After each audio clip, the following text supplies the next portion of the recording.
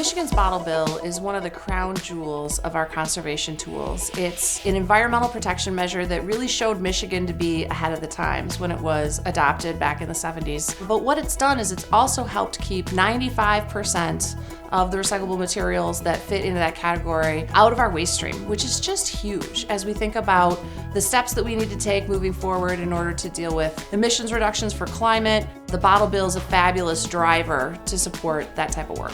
Not only does it have return to retail component, which means thousands and thousands of return locations around the state, but it's also a system that's been developed with some very savvy business sense, where the distributors of soda and beer came together with the leading recycling businesses and the leading providers of technology for beverage container recycling, and pulled together to produce one of the smartest systems anywhere in the world.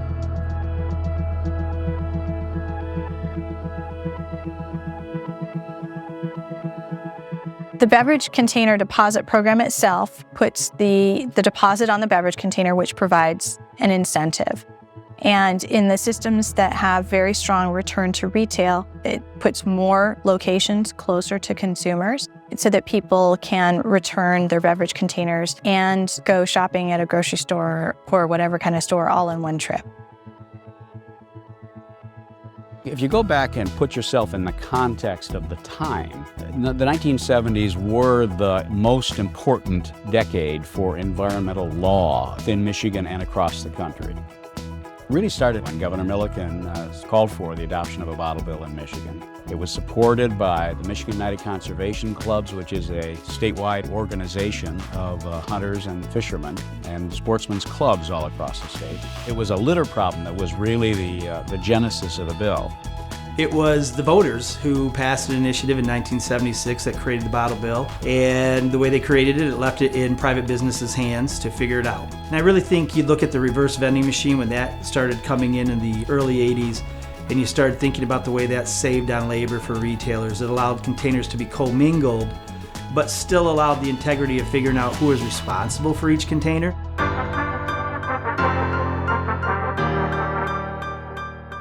These programs are enormously popular with the public.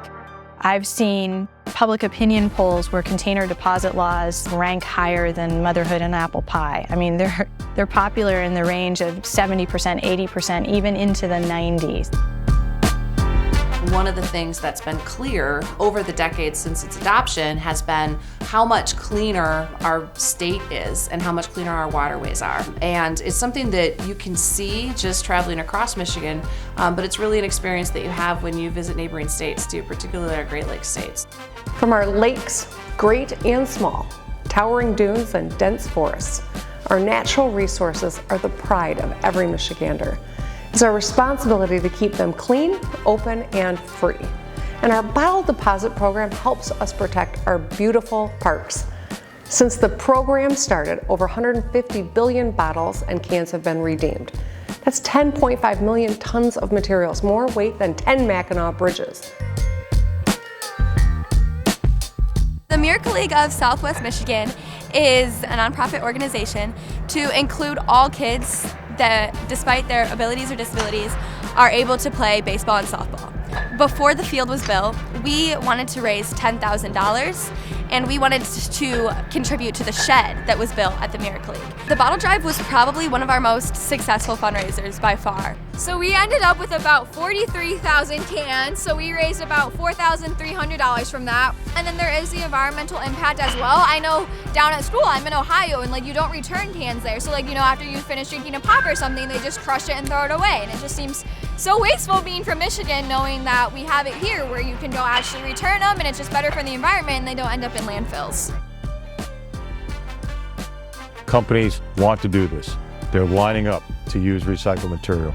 The inhibitor is the supply of good, clean material. And when you look at beverage containers that come through curbside programs, especially single stream versus container deposit programs, there is just no comparison. The quality is so much better from the container deposit systems. And anybody who's participated in that kind of a system, where you're returning exactly just aluminum cans and PET bottles and glass bottles, knows that you're delivering clean materials that are not mixed with other things. the metal can has a significant environmental and economic impact when it's recycled. So I love that my job is to get more cans recycled because consider that if the aluminum beverage can recycling rate had went from its 45% recycling rate in 2020 to a 70% recycling rate, then we would have had 25 billion more cans recycled. That would have meant $400 million more in revenue and 1 million US homes energy savings. We want to get to 70% by 2030, 80% by 2040, 90% by 2050. Our material all goes to the same end markets. The curbside recycling program material is less sought after than the bottle deposit system material because of the likelihood of contamination, and our end markets know that. They like the bottle deposit system better than the curbside recycling program.